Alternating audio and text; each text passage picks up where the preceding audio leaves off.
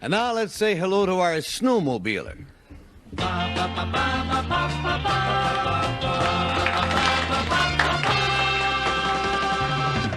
Number 1, what is your name, please? My name is Bill Cooper. Number 2. My name is Bill Cooper.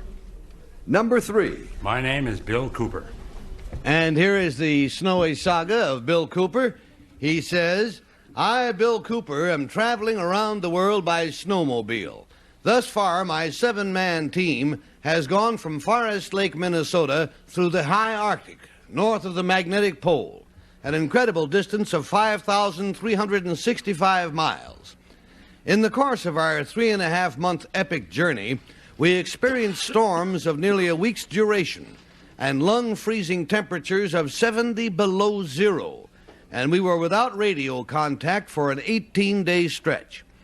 Next, we intend to travel to Greenland, through Norway, Sweden, Finland, and then on to Moscow. Not content with that, we want to wind up our historic trek by snowmobiling across the vast frozen reaches of Siberia. Signed, Bill Cooper.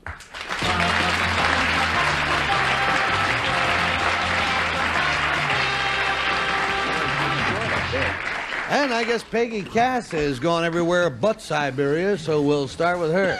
I know nothing about this, but number 3, from going to Minnesota, didn't you take an awful long way to get to New York? No, if you recall, the globe curves up this way. Yes. We go north first and then to the east to get up to the Hudson Bay. So, you're on your way to Hudson Bay, and then... Beyond it now. You're beyond it now. You're going to pick up your team, they're up there, and you just came down for the weekend? No one up there, just the equipment. I see. Number 2, what do you do for gasoline and food on this trip? We take a sled that weighs about 1,600 pounds, and we have fuel and food to take us to our next planned spot on the itinerary. Thank you. Number 1, do you ever find food like where you are, like elk or, whatever cold animals are up there, or fish? Yes, caribou and fish. And you do that? Yes. Okay. Now, number 3, what do you do for spare parts? I mean, you don't know when something's going to break down, so what do you do? Do you have got extra snowmobiles with you? No, there's only 7. We carry an adequate supply of just about every part. Thank you, Peggy. Bill Collins, up. Now, number 1, just for clarification, this trip around the world is not yet completed, is that right? No. Excuse me. And you left your equipment up there and you're just visiting New York. In other words, you're just taking a side trip. The trip is yet to continue from the magnetic pole, is that right? Yes. Number 1. Number 2, in a snowmobile, you mentioned you do carry your own fuel with you from the answer I got for Peggy's question. How many miles per gallon does a snowmobile get in normal terrain, in normal snow terrain? Well, we're pulling a sled, so we normally get about 10 to 12 miles per gallon. Number 3, when you pull this, when you go over the frozen wastes of the Arctic, as it were, do you have smooth going all the time? By smooth going, I mean, is it reasonably level, or are there crevasses and things like that you have to No, get you by? hope for the level stretches, but those are rare. Do you come, number 3, do you come up upon the big ice, the crevasses or crevices in the ice? Absolutely. And what do you do if they extend, or do they ever extend as far as you can see? No, you have to feel them out, and then you can only go around them. You mentioned that you were going over Siberia. All right, from Bill Cullum, we go to Kitty. Thank you. Number 1, these planned stopovers, do they have provisions and gasoline for you to pick up there? No, there's no planned stopovers. Well, where do you No. refuel and get food? We carry everything with us from one settlement to another. I see. Number 2, how many snowmobiles do you have? 7. Oh, each man has his own. Yes. And number 3, are there maps for these wastes? My goodness, you must No, come ma'am. on. Uncharted. Totally uncharted. Number 2, what do you do when the temperature is lung freezing? How do you keep from freezing your lungs? Well, we wear a number of layers of clothing, and we also breathe through a sort of a stocking cap that double knit. I see. Thank cap. you. Number 1, what does the snowmobile run on? It runs on gasoline. I see. And number 3, when you stop during a storm, what kind of shelter do you use? Double wall nylon tents. Oh, you put up the tents. Number 2, do they ever blow down? Yes, they do. And what do you do then?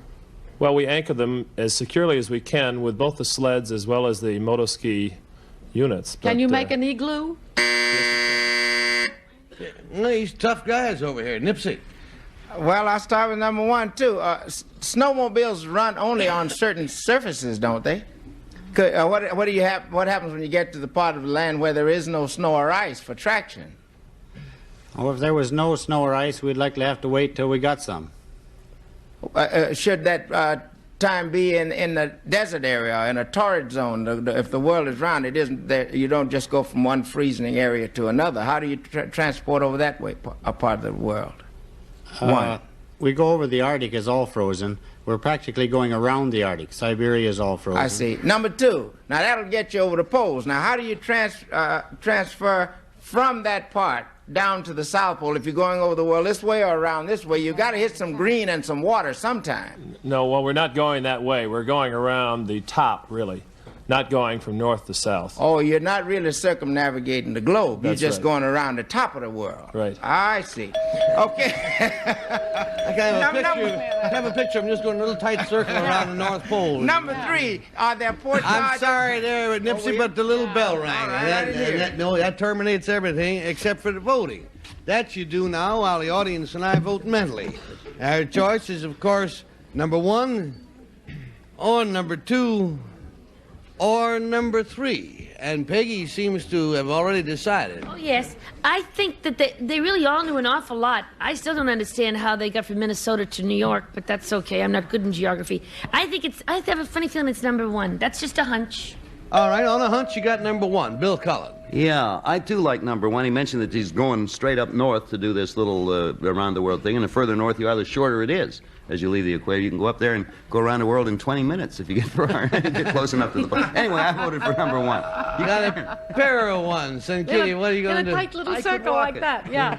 I voted for number two because I think this is partly a trip to publicize snowmobiles, and I think he's a very good salesman. Fair enough. And Nipsey, which way are you going to fall here? Well, I voted for number one because he had the lowest key attitude, and I think he's still not thought out yet. He's looking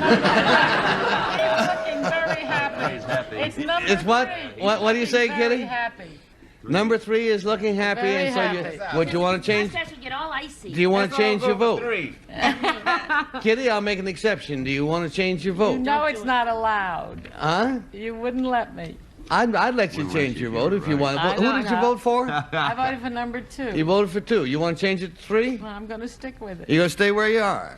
All right, that's the way the votes went here. And so, will the real Bill Cooper please stand up?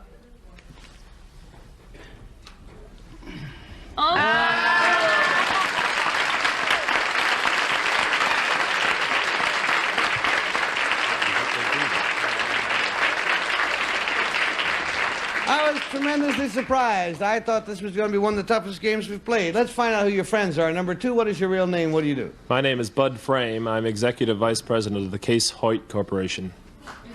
Good to have you here. Number three, tell us about yourself. My name is Jim Stobie. I'm part-time pharmacist and part-time actor.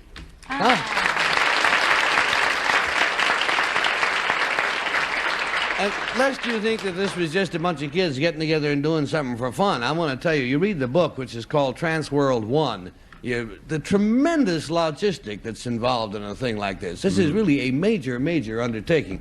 Good luck to you, Bill. And Thank you very gentlemen, much. thanks so much for being with us on the television.